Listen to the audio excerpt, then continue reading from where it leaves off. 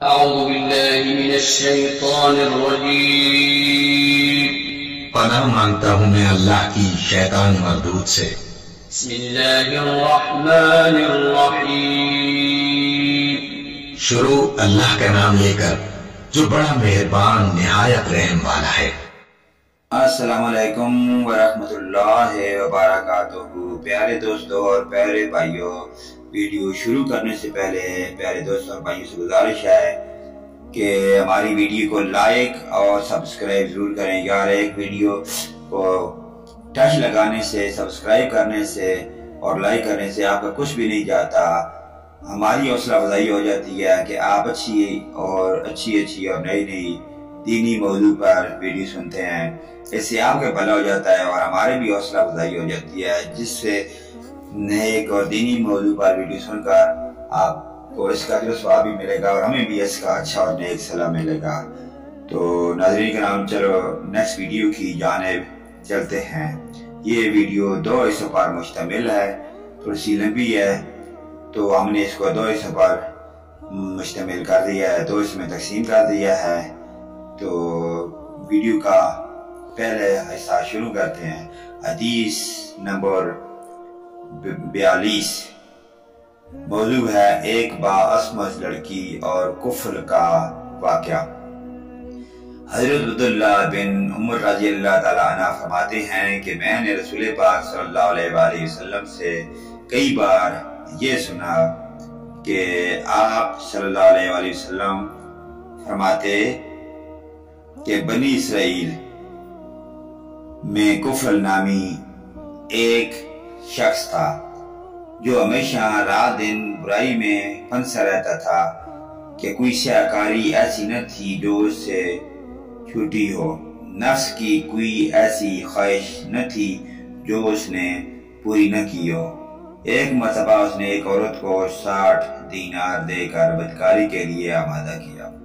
جب وہ تنہائی میں اپنے برے کام کے ارادے پر مستعد ہوتا ہے تو وہ نیک بخت بید لرزاں کی طرح تھرتھرانے لگتی ہے، اس کی آنکھوں سے آنسوں کی جھڑیاں لگ جاتی ہیں، چہرے کا رنگ پھک پڑ جاتا ہے، رونگٹے کھڑے ہو جاتے ہیں، کلیجہ بانسوں اچھلنے لگتا ہے۔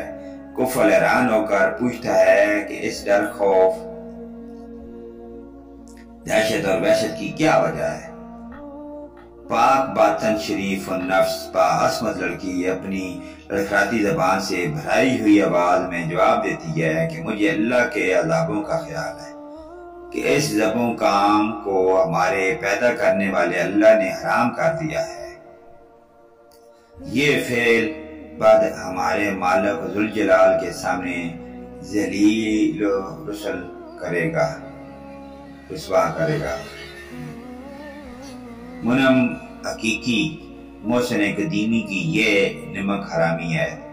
واللہ میں نے کبھی بھی اللہ کی نافرمانی پر جرأت نہ کی۔ ہائے حاجت اور فقر و فاقہ، کم صبر اور بے استقلالی نے یہ روز بد دکھایا کہ جس کی لونڈی ہوں اس کے سامنے اس کے دیکھتے ہی ہوئے اس کی نافرمانی کرنے پر آمادہ ہو کر اپنی عصمت بیچنے اور اچھوت دامن پر دھبا لگانے پر تیار ہو گئی۔ لیکن اے کفل، بخدائے لازال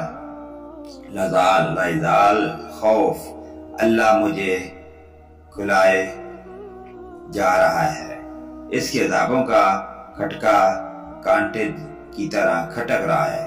ہائے آج کا وہ گھڑی کا لطف صدیوں خون تھکوائے گا اور عذاب الہی کا لقمہ بنوائے گا۔ اے کفر، اللہ کے لیے اس بدکاری سے باز آ جا اور اپنی اور میری جان پر رحم کر، آخر اللہ کو منہ دکھانا ہے۔ تو ناظرین کرام، آپ نے واقعہ حدیث نمبر 42 کا پہلا حصہ ملاحظہ فرمایا۔ تو اللہ کے جو نیک اور پیارے بندے ہوتے ہیں وہ اللہ کے عذاب سے ہر وقت ڈرتے رہتے ہیں کہ یار دوستو ہم سے اگر کوئی غلطی ہو گئی تو ہمیں اس کا آخرت میں برا ٹھکانہ ملے گا اور ہمیں عذابوں میں ڈال دیا جائے گا. ادھر سے واپس مڑ کر کسی نہیں آنا. وہ پیاری اور آخری اور پکی اور ابدی زندگی ہے. اس لیے ہمیں بھی چاہیے کہ ہم دنیا میں بھی نیک اعمال کریں, انسانیت کے ساتھ بھلائی کریں, مخلوق خدا کے ساتھ اچھائی کریں, تاکہ ہمیں دنیا میں مخلوق خدا سے اچھا اور نیک سرا ملے اور آخرت میں بھی ہمیں اس کا اچھا اجر و ثواب ملے. ناظرین کرام, نیکسٹ ویڈیو لے کر آپ کی خدمت میں ہم دوبارہ حاضر ہوں گے. تو آپ نے ویڈیو کا پہلا حصہ سنا, تو یہ حدیث 42 کا پہلا حصہ ترمذی واقعہ حدیث ترمذی سے لیا گیا تھا. تو صحیح اسلامی واقعہ صفحہ نمبر 103 تا 6 سے لیا حدیث نمبر تھی. تو اللہ پاک ہمیں آخرت کی فکر کرنے کی توفیق عطا فرمائے. نیکسٹ ویڈیو لے کر آپ کی خدمت میں ہم دوبارہ حاضر ہوں گے. آمین ثم آمین یا رب العالمین. وآخرنا دعوانا ان الحمدللہ رب العالمین.